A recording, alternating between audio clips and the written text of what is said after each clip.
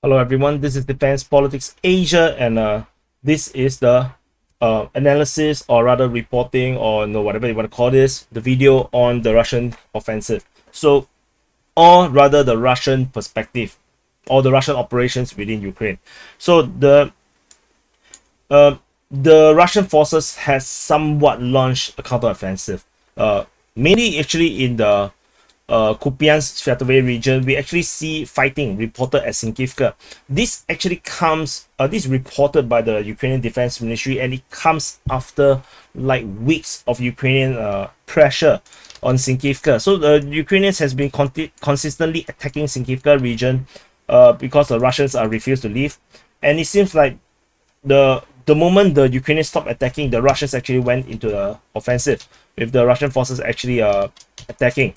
This is reported by the Ukrainian Defense Ministry. They say that it's unsuccessful, but it is kind of a twist because the Ukrainians has been on the stronger foot, and this also comes along with the entire lack of Ukrainian probing. It's totally not reported at all by the Russian Defense Ministry. Previously, we have a lot of all this information about the Ukrainians probings. Their sabotage and reconnaissance group has been thwarted, or or been intercepted. There's none of them over the past 24 hours.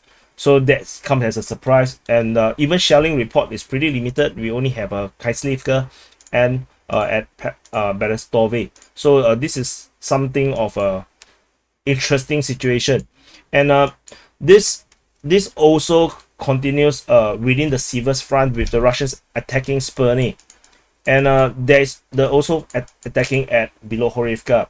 There is, however, one interesting information that it eluded me the day before, was that on the 5th of May, Riber actually reported that the forces that is fighting here includes an Akhmat North unit. That means the Chechen forces is actually operating here within the Bilohorivka region, and they have been fighting around the southeastern part.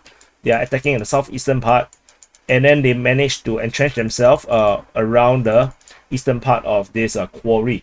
So so the Chechen forces is actually back in the fold, and this probably also corroborates into the some of this in situation over at Bakhmut, where the Wagner private military contractors is telling the Chechen forces to take over, and perhaps it is actually already the time for the Chechen forces to be rotated into the special military operation, and which is also why it's so convenient to just tell them to take over within like days, which is unnatural, because to deploy a troop, to deploy some forces actually take a lot of time, and so this actually kind of corroborates the information that the Chechen forces is actually already in the region. It's already within the operational area, and which is why they can actually ask the Chechen forces to just simply take over the operations at at Bakhmut.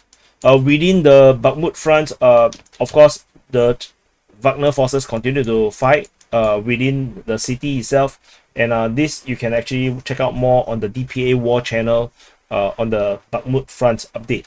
And the Russian forces suddenly have sprung into action as well on the flanks. Fighting is reported at Bohdanivka, Khromove, Ivanivske, and towards Predtechyne.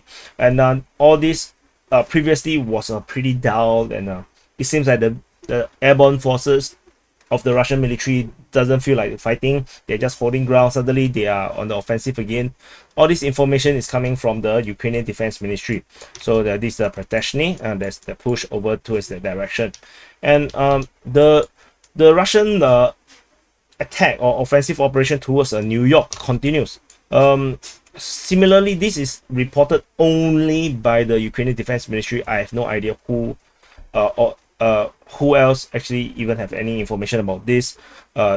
So far, only the Ukrainian Defense Ministry is talking about it. I have no idea where it comes from. Is it coming from the east, or is it coming from the south? I still do not have this information. I will continue to monitor, and I'll let you know if I have any information. Then information from Myro Shinikov. contradicts the information from the Ukrainian Defense Ministry. The Ukrainian Defense Ministry say that there is no offensive operation at the Avdiivka front, but this pro-Ukrainian source reported, Myroshnikov reported that there is fighting at Pervomaiske and towards Nevske. But they are my secondary source, so take this information with a pinch of salt. It is unusual that this is actually entirely contradicted with the Ukrainian Defense Ministry, because they literally write in the report that there is no offensive operation in this direction. And so that's the case. And fighting at Marinka continues with an interesting quote coming from the press center of the York group of forces, where they actually used the TOS-1A, the heavy flamethrower MLRS, on Ukrainian airborne troops close to Marinka. So this is quite devastating.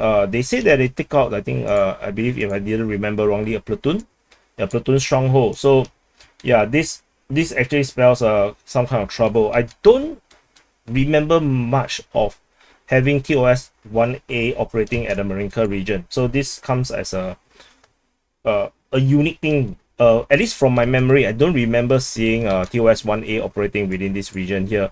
So yeah, usually we do see airstrikes, very heavy airstrikes, but not TOS-1A. Shelling is reported at Voleda and also at Fuyaipo. Otherwise, we do not have any other information regarding any other operations within this region. And there's also one more thing in terms of the Russian operations, is that you remember the Bayraktar TB2, the Bayraktar that was friendly fired and shot down by the Ukrainians themselves over Kiev. The Joker DPR, the hacker group, which I feel that is highly credible based on all the information that have been released thus far, has actually claimed responsibility. They said that they have control over the Bayraktar. So this is surprising and concerning actually for the Ukrainian side, and also probably for the Turkish, that the Bayraktar TB2 can be hacked by the Joker DPR group. I'm not sure how they do it, but they seem to have hacked it, and that probably explains this unusual situation where the Bayraktar TB2 lost control. They totally lost control of the drone, and they just circles around the city, and eventually they have to shoot it out. So anyway, this is the update regarding the Russian operations in Ukraine. And press the like button, subscribe, and I'll see you in check out the DPA War channel, the next update.